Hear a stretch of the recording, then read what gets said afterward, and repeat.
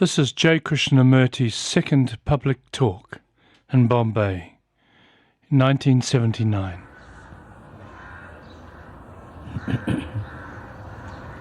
May we continue with what we were talking about yesterday? No, when was it? On Wednesday.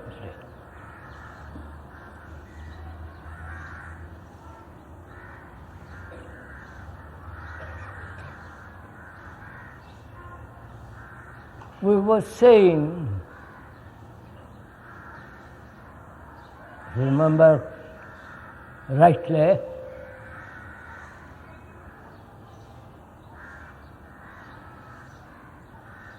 that the root of degeneration of mankind at the present time is this living a life on concepts, conclusions, theories, and that is the activity of the intellect. And when intellect predominates all our existence, then it must be, as we pointed out, a lopsided, a life that is not harmonious, complete, whole. I do not know if any of you followed all this clearly, and if we may, we should go on further into what we were talking about. First of all, I would like, if I may, to point out that this is a serious gathering, not an amusement affair, but people who are serious,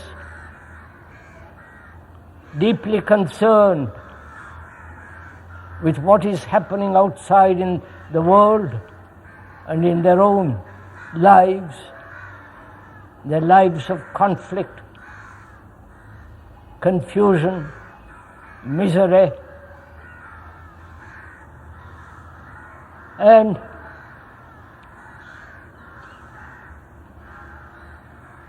before we go into the further what we intend to talk about this evening, I think one must learn the art of listening, the art of hearing accurately what the speaker has to say.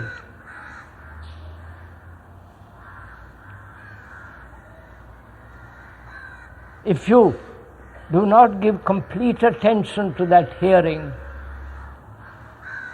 I'm afraid then whatever is said will be confusing, not effective, and ineffectual. So, the art of listening implies that one give attention. You know what you think. You know what your activities are. You know your own opinions. You know your own values, judgments, and concepts. If those interfere with what you are hearing, then you can't possibly hear what the other person has to say. So one has to learn to listen attentively. And probably it becomes very difficult for most people to give a complete attention for an hour. So their minds wander off. They partially hear. They hear what they want to hear. So, as we are going to talk about serious things, please, if I may ask, listen with care as you would listen to somebody whom you love, if you love at all anybody.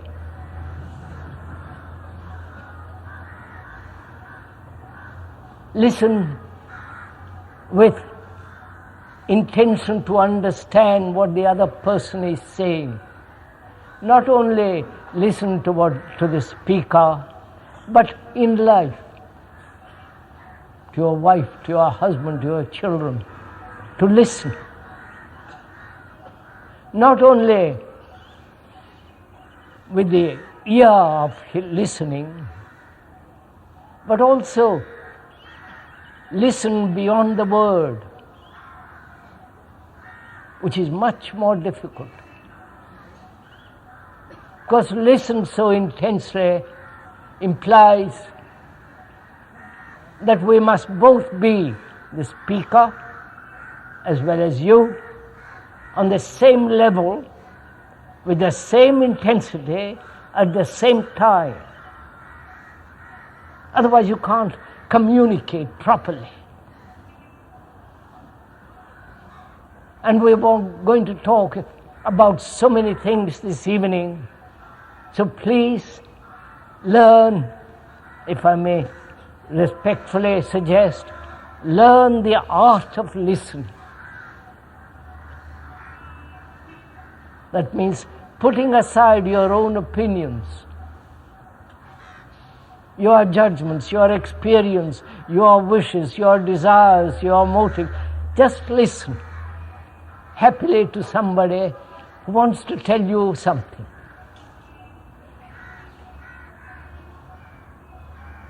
Because one feels that in the very act of listening,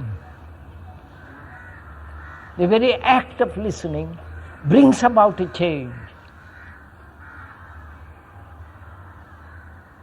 Does it like a pool that is very still, quiet of an evening, and you drop a stone in it and it has waves. In the same way, listen. And also,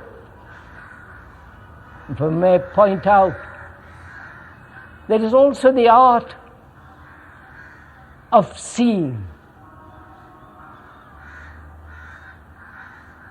We hardly ever see actually anything completely.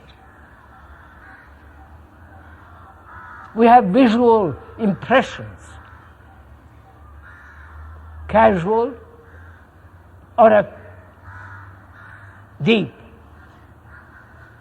But to learn the art of seeing, observing, demands again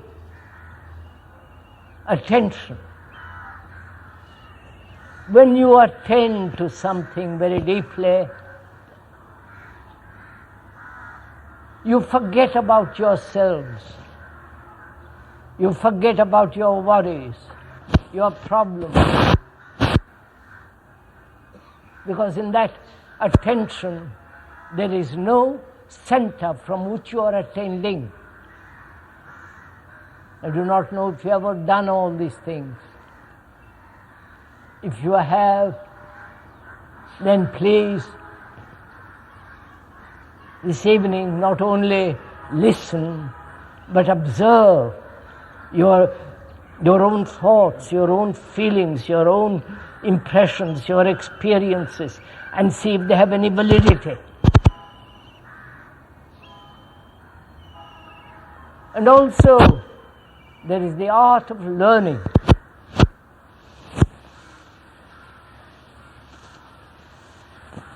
Most of us learn by accumulating knowledge, facts, going through school, college, university, if you are so lucky, which is to memorize.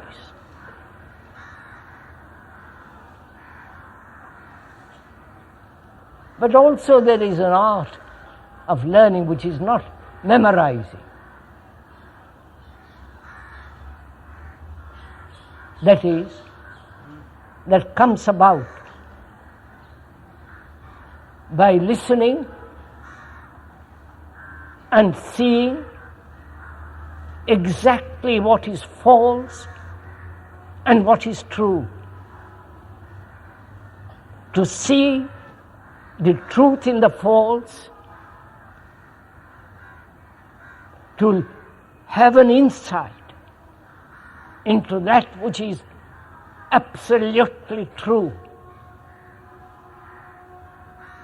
Because most of us learn and then act. You accumulate knowledge and use that knowledge skillfully in life. And that is it. You act and then learn from that action and accumulate knowledge again from that action. That is, you learn first, great deal of information, then from that knowledge you act skillfully or not skillfully. And there is the other, which is you act and from that action learn, which is to accumulate knowledge. So they are both the same. That is, to acquire knowledge and then act and acquire knowledge. So both are the same. So we are saying something entirely different. And please listen to it. You may not agree or disagree, but just as you would listen to some child who wants to tell you a great story about himself, his little experiences. So in the same care, affection, listen. There is a different way of acting, not from the accumulation of knowledge, but having an insight into something immediately.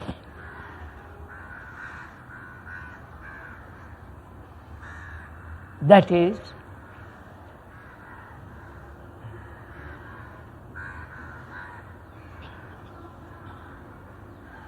to see, observe with all your attention that any kind of organization, either spiritual or political, please listen to all this carefully, religious organizations, political organizations, social organizations, is not going to solve the human problem at all. No organizations will ever solve our human problems. To have an insight into that, into the truth of that, is to act instantly, not from acquired knowledge, but acting. I wonder if you see this. That is, you acquire knowledge and from that knowledge act. So there is an interval between knowledge and action, right? And in that interval, which is time, during that interval, during that gap, all other actions come into being. So your action is never complete. Whereas, if you see that no organization, as an example, no organization, political, religious, the very latest organization, is not going to solve the problems of man. When you see that, have an insight into it, you act immediately, which implies that you don't belong to any organization. That means you are, by your own strength, by your own vitality, by your own energy, you are solving instantly your problem. This is something probably you have not heard.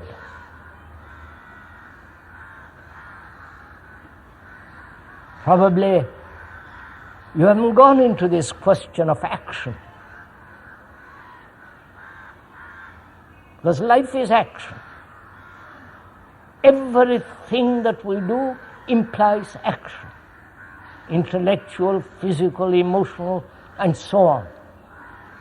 And our actions are based on an ideal, something in the future, or on a principle, again something in the future, or on a concept,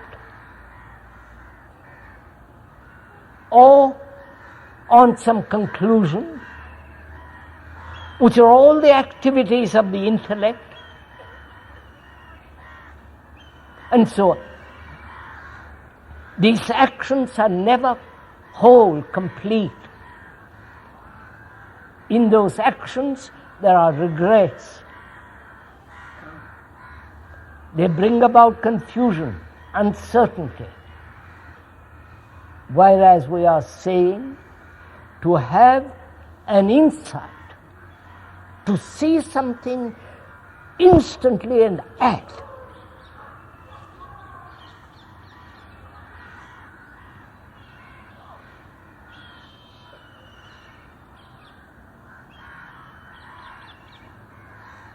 Now, as we were saying the other day when we met here,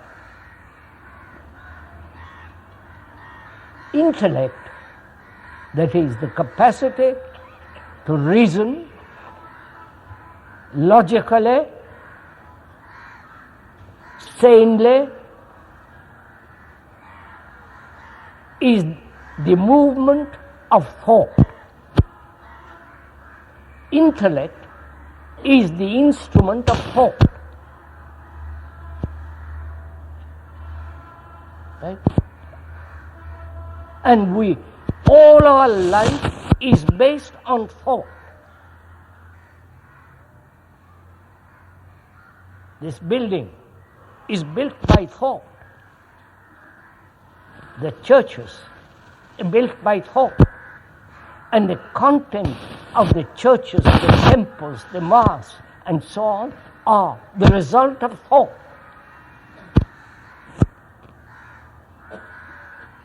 That's obvious for any person who thinks sanely, rationally, without any personal emotions and prejudices. Thought plays an extraordinarily important in our life and in our relationships with each other. And thought, as we pointed out the other day, is limited because it's based on memory, on experience, on knowledge. So knowledge is always limited.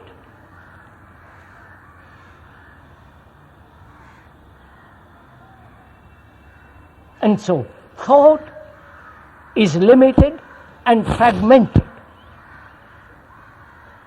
And the more you think about your problem, the less you will be able to solve the problem. Except technological problems.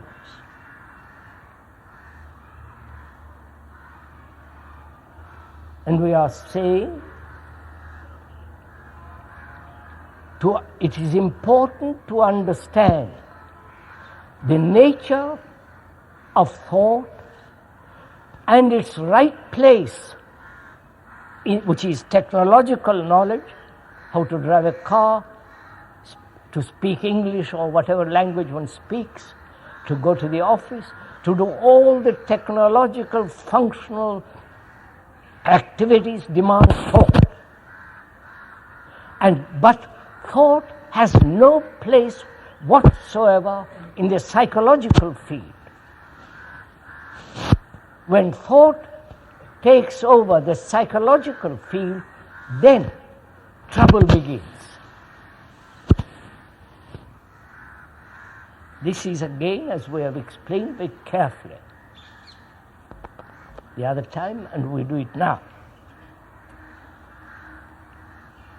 So we are saying, knowing oneself, what you actually are, what you think, what you feel, knowing yourself is the beginning of freedom.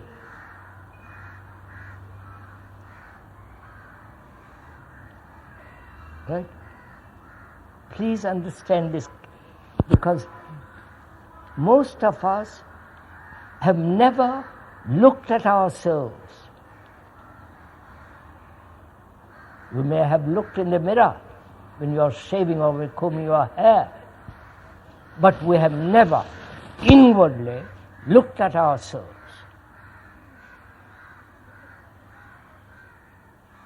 And that's what we are going to do.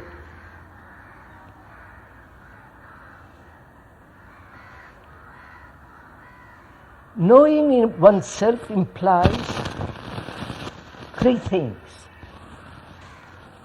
Either you know yourself from the past, from your past experience, from your past incidents, events, which have accumulated knowledge.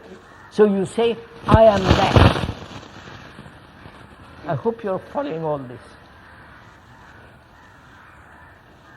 Or you observe yourself as you are, that is, what you are actually thinking, what you are actually feeling, and what you are doing in the present. In that observation, there is no need for the past to interfere. I wonder, would you please do it as we are talking? Not memorize it, go home, and then try to remember. But as we are talking together, because we are thinking together, we are sharing together, we are looking at ourselves together. So you are doing it now, not when you go home. Then you are then doing it from memory. I hope that's clear. That is, you look at yourself from your past knowledge. Right? That's simple. We all do. Or you look at yourself as you are living, as you are thinking, as you are as you observe your reactions. Now, or you look at yourself as you might be, that is in the future. What the future is the modification of the past, passing through the present and projecting the future. Are you following all this?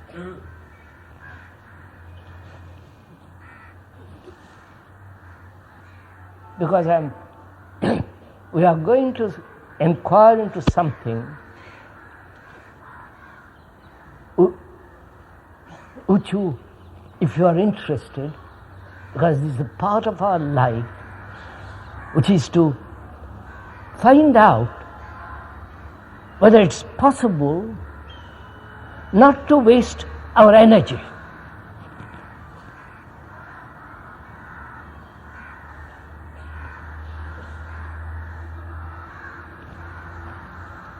If you act from the past, you are wasting your energy.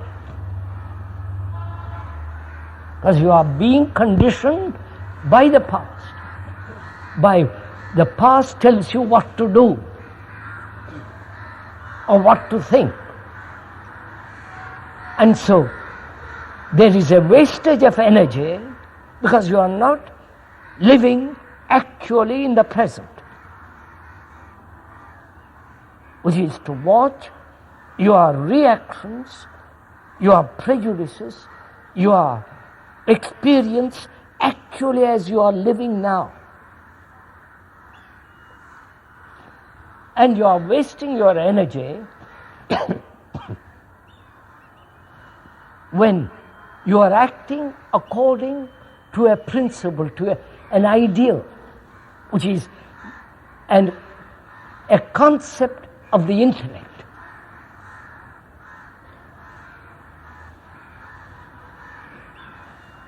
So, to know oneself, the knowing of oneself is to be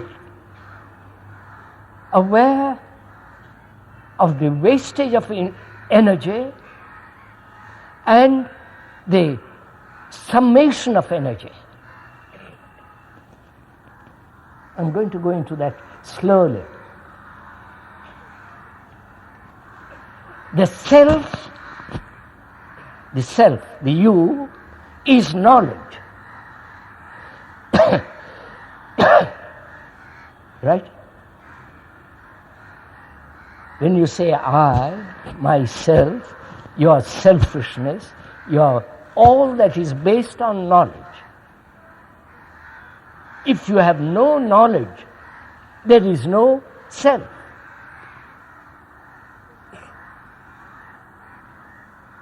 Please see the truth of it or the falseness of it. Which means you must have a mind that is attentive, that's not prejudiced, that isn't caught in its own stupid experiences, but is willing to listen. The self, the me, my ego, my personality is essentially knowledge. Therefore, knowledge is the past. So, the self is in essence the past.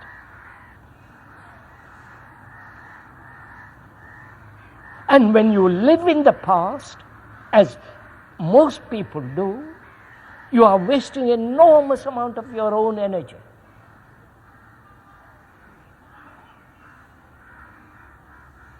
Because you need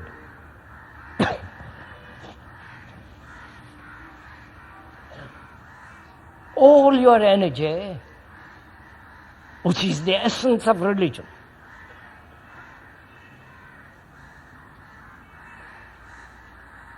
A religious mind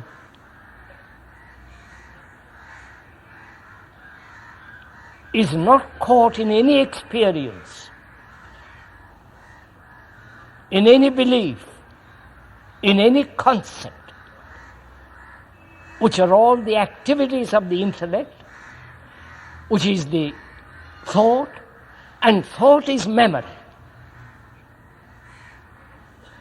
Right? I hope you see all this. So, we live in the past. And the past meets the present, modifies itself, and goes on. but is still rooted in the past. Now, the brain, you understand, the brain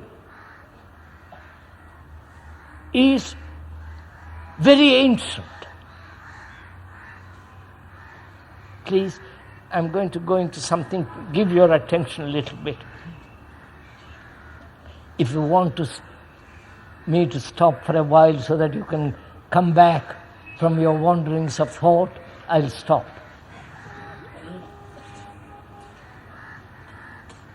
Because I want to talk over with you, the speaker wants to talk over with you something which demands your real attention.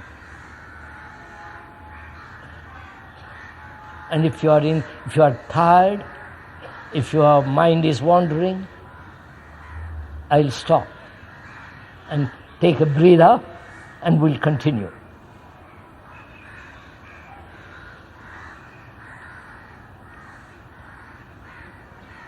Our brain is very, very old. It has evolved through time. It has had great many experiences from the ancient ape to modern times. It has accumulated enormous impressions, experiences, knowledge, reactions. It has gathered and has lived in tradition. So it is heavily conditioned, which is obvious. And the capacity of the brain is limited by its own conditioning. Right?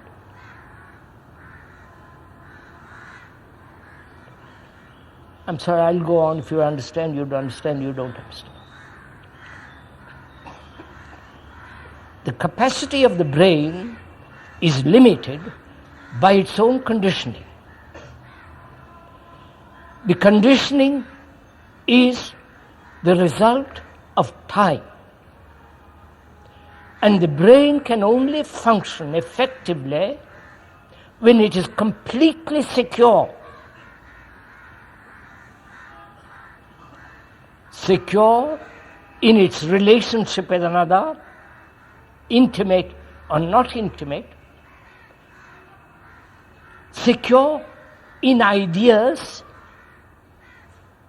in illusions, in neuroticism, in beliefs. The brain demands that it be completely secure. It's only then it can act fully. So the brain seeks security in multiple ways. It has sought security in gods, which is the product of thought. All the rituals, all the circus that goes on in the name of religion is the product of thought. And the brain has accepted that illusion and finds in that illusion security. Obvious.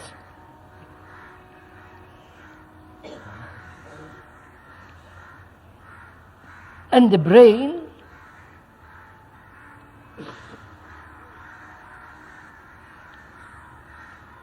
is constantly in action. Because it's all the time the human beings are thinking, chattering,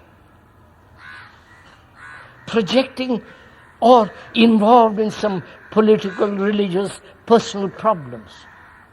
It's everlastingly chattering. And in that chattering, it also finds security. Of course, otherwise it wouldn't chatter. Please understand this. Not how to stop chattering, but see what the brain is doing. That it demands security, and the constant chattering which becomes a habit, and in that habit there is security.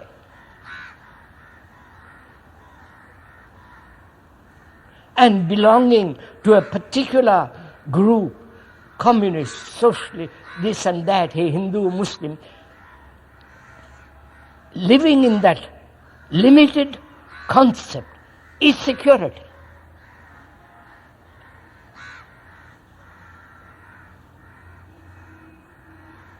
Right? Now, is there, please listen, is there security for the brain at all?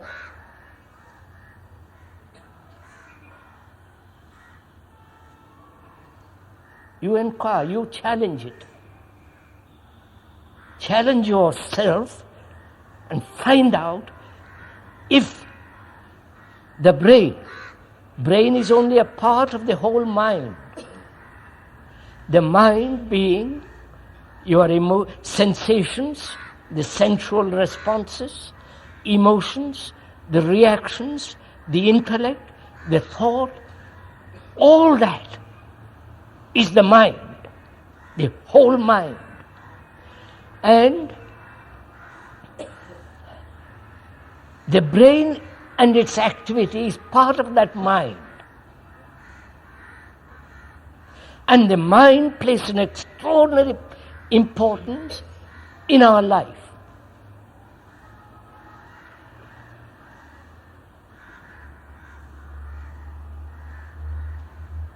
So we are asking a question which probably you won't be able to answer. If you ask it really seriously, perhaps you'll be able to. Whether the brain must always live in a conditioned area, being a Hindu, Muslim, Catholic, Protestant, or the new gurus or the old gurus, whatever it is, must always live in illusion. Because in that there is safety. So we're asking, is there a security for the brain which is not based on thought? You understand? I wonder if you understand this.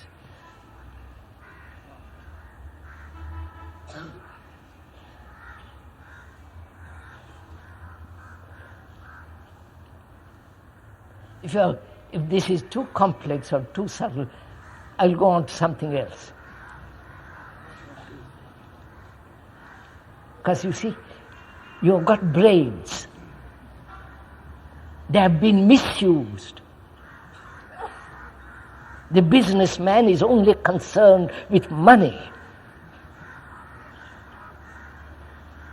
And the romanticist is only concerned with romance and all the rest of it. He has divided life, you understand? As the business, the artist, the sentimentalist, the intellectual, the all that. He has broken up the activity of the brain into fragments. And he's never capable of operating with the whole brain.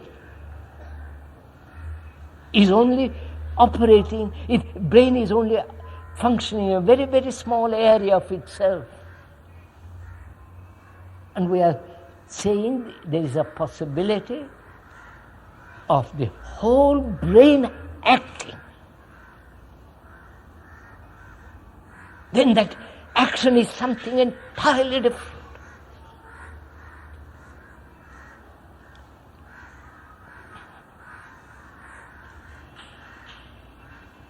Now we're asking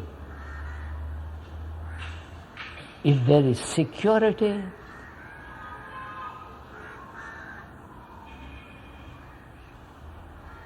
which is not illusory, which is not based on belief, which is not based on experience, because that becomes knowledge, then it's fragment, then it's only part of the brain acting. Whether it's possible for thought, which is a fragment, not to interfere in its movement. I say, I'm pointing out it is possible, and I'll show you how it is possible. Not method, no system, no method, no practice. That all becomes mechanical, stupid.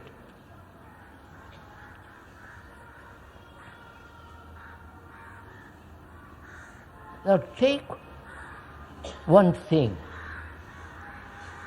When you sleep, you dream. Most people do. Either very, very superficial dreams, which are the dreams of the body reactions, or very so-called very deep dreams. Now, why do you dream at all? We dream. Why?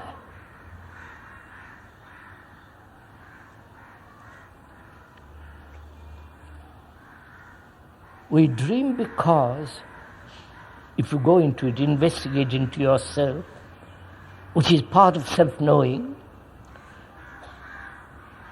we carry over our problems. Right? Our human problems. We carry over from day to day our jealousies, our hurts, our anxieties, our greed, our envy, our ambition. So the brain is kept constantly in an artificial movement of thought. I wonder if you understand all this. Do some of you understand? Huh? Will you encourage me? I don't want your encouragement. So, one must find out if it is possible not to dream. And I say it is possible when any problem that arises, human problem, is resolved instantly, not carried over. Do you understand the question? You understand my question? The moment you carry over an event, a happening, an insult, a flattery, your jealousy, carrying it over keeps the brain in movement, in the movement which is limited.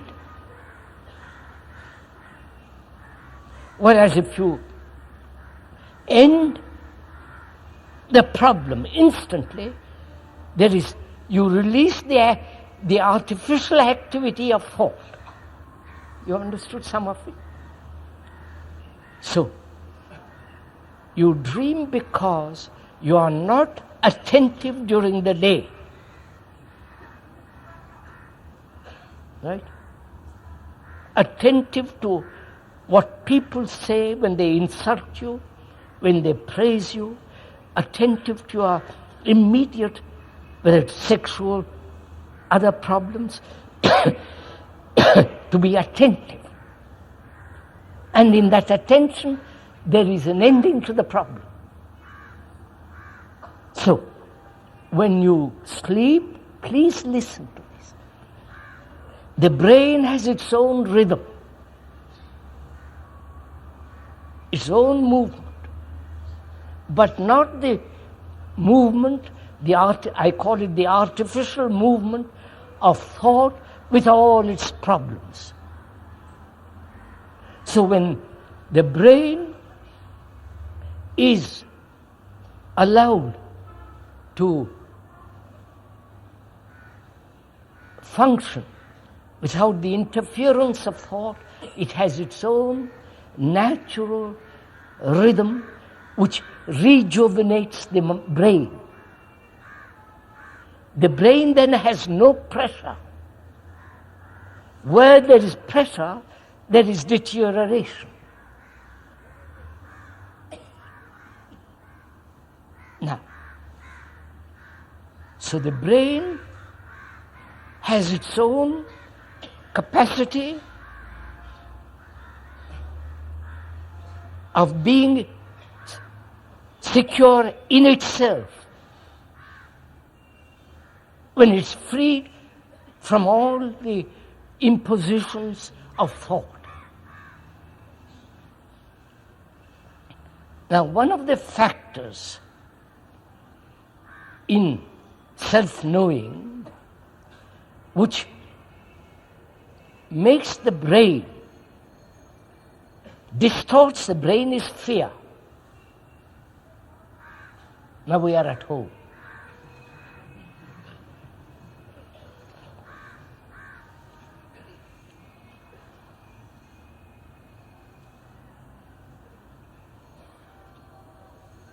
See, the brain, please listen to the beauty of the activity of the brain. I'm not a brain specialist. No, I'm not. But I've watched. I've talked to, the speaker has talked to specialists and so on. But they are all superficial.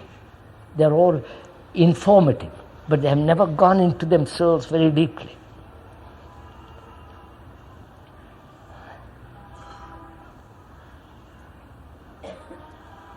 You know, the brain is an extraordinary instrument.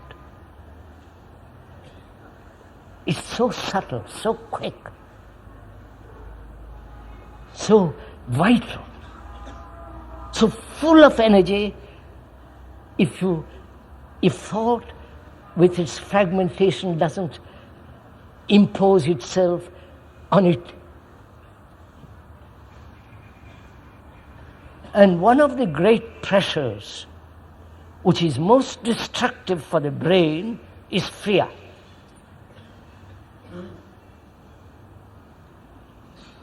Most people are afraid, aren't you? If you are honest, if you want to be aware of yourself, if you want to resolve this enormous burden of fear which man has carried for millennia, you have to find out if it is possible to end fear. You understand, sir? Fear of God, fear of what might happen to you tomorrow, fear of losing a job, fear of somebody running away from you, fear of loneliness, fear of not becoming a great success, fear of so many, many, many things. Aren't you afraid of so many things? Old age.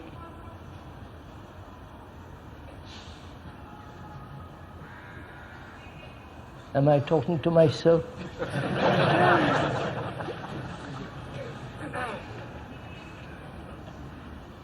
Fear. You know what fear does, don't you? Makes you cringe. Brings darkness. You can't see clearly. All your responses are they withdraw. Don't you know all this when you're afraid? Both physically as well as psychologically. So, there is the fear of getting hurt physically. Having been hurt physically, then please listen to the thing. Having hurt, being to a dentist and having been hurt, and the fear of not having that pain again. Right? You have to solve that psychosomatic fear. You know what psychosomatic, which is the psyche and the body. Soma and the psyche. Which is to see the pain, to have the pain, and not let it carry over for the next day. They end the pain. You go to the dentist, if you are unfortunate enough to go there. You go to the dentist, he drills you, gives you a great deal of pain,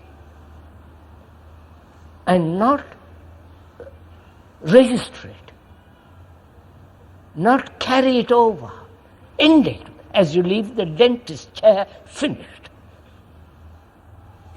Which means you are tremendously attentive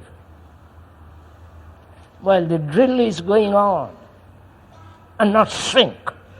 Pain is there, but to watch it. Do you understand this? Do it and you'll find out. It's not a theory. Don't memorize it. Do it. And the other is psychological pain, the inward pain of being hurt by people. When you are at school, you are hurt by your teacher. At home, when you are being compared with somebody who is much more intelligent than you, it's all that hurts you. And you carry that hurt throughout life, consciously or unconsciously. All that implies fear. Right? So, we are asking, fear is a great pressure on the brain. It cannot act fully. So is it possible to be completely free of fear? Fear of death? Please listen to it. Fear of death, fear of being alone, fear of being lonely, fear of losing, fear of not being attached to something, fear of identifying with something and not being able to identify with anything. You understand? Various forms of fear. Do you know your own fear? Do you? I'm not asking you to tell me, but are you aware of your own fear? Perhaps not now, but when you go home, when you are quiet by yourself, if you ever are, then the fear comes into being. So we are asking, is it possible to end fear? Not temporarily, relatively, free of fear for a few days, but completely. So that you have no psychological fear at all. You realize what it implies? Tremendous sanity. It's only the people who are frightened, that shrink, that have become hypocrites and all the rest of it. So what is fear? Not the objects of fear. You understand? One may be afraid of the dark, one may be afraid of the politician, one may be afraid of this or that, but the very feeling of it very reaction of it, that sense of shrinking. What is the root of it?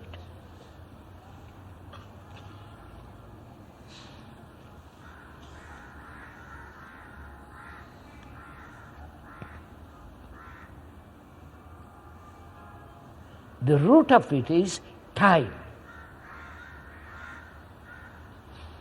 Just examine it. Don't reject it.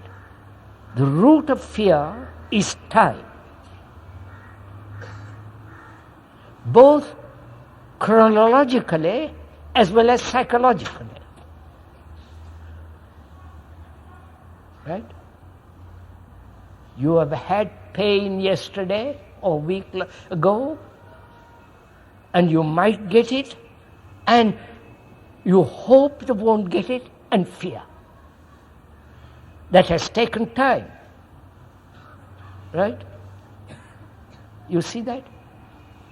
Right? You're following this?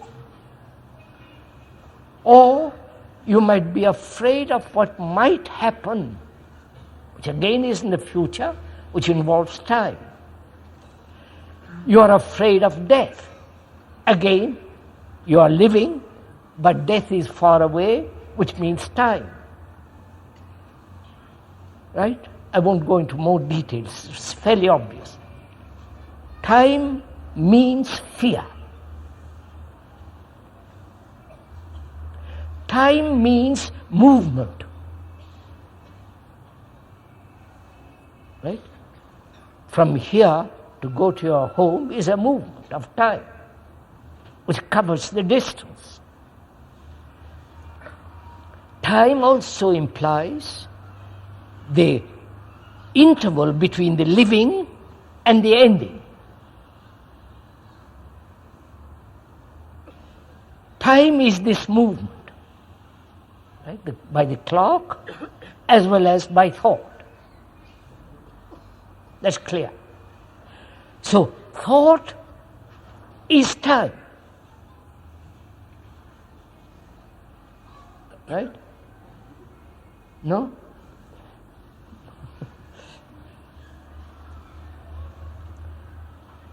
Have you ever realized thought is never still? It's always in movement. Chattering, conceiving, imagining, wanting, searching. You follow? It's chattering. That's a movement. So, time is movement and thought is movement. So, time is thought. You're following all this? So, we are saying the root of fear is thought, which is time. Now, please, as we said at the beginning of the talk, listen to it. First, listen to it. Don't say, argue about it, that it is not, this and that. Just listen and find out for yourself whether it is true or false. Then you will ask, how am I to stop thinking? You follow? That's your natural question. If thought is the root of fear, which it is, which is time, how is thought to come to an answer that I shan't be afraid? Right? That's a natural question, isn't it? No? That's a wrong question. No, just, this is not cleverness. This is a wrong question. Because you have not seen the truth that time is fear. If you see the truth of it, then thought comes to an end.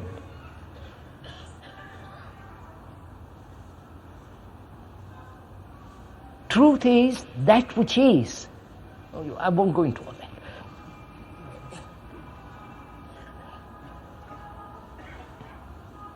So, the brain has been conditioned to act and waste its energy in fear.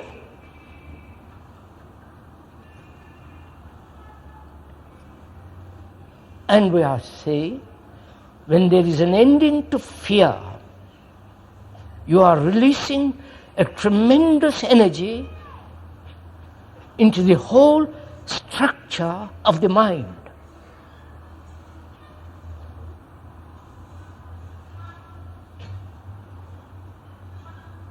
We'll go into the question of death tomorrow or on Wednesday, but first see that how we waste our energy by dividing our life,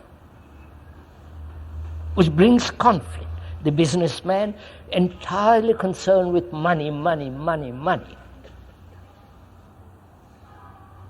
And the housewife concerned entirely with kitchen or whatever she does. And the lawyer and the priest and the artist, This division is in essence total waste of energy. To live that way brings conflict, right? If you break up your life into departments, and each department is active on its own, it must be conflict with each other departments. So where there is conflict, there is a wastage of energy. Oh, come on, sir, see it.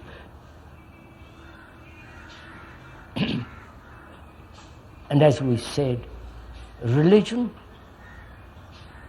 the religious mind, not all the rot that goes on in the name of religion, which is absolute nonsense. A religious mind has this enormous capacity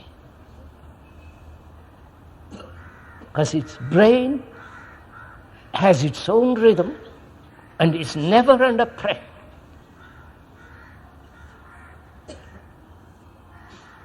This we'll go into when we talk about meditation and all that. So,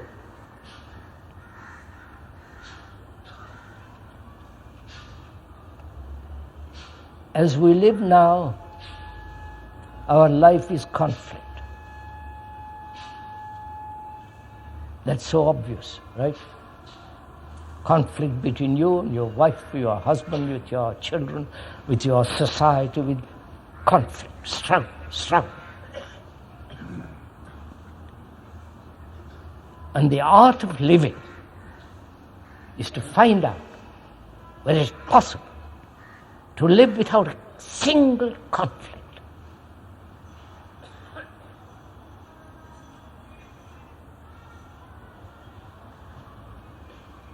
Which doesn't mean you've become dull, because we think conflict gives us sharpness, we progress, and all the rest of that business. But to find out a way of living, which is the art of living, in which there is not the slightest shadow of conflict. Conflict will exist always when thought, which is a movement of fragmentation, which we went into carefully, when thought usurps the whole field of existence, then it breaks up life, and therefore there must be conflict. And so the brain, realizing the damage of conflict, seeks security wherever it can, in illusions, in beliefs, in dogmas, in religion, in rituals, in experience, which is again a divisive process. So there is a way of living.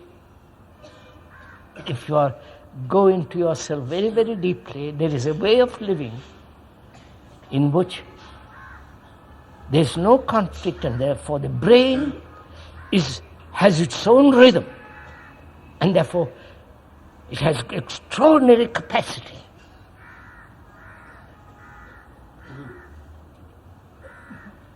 That's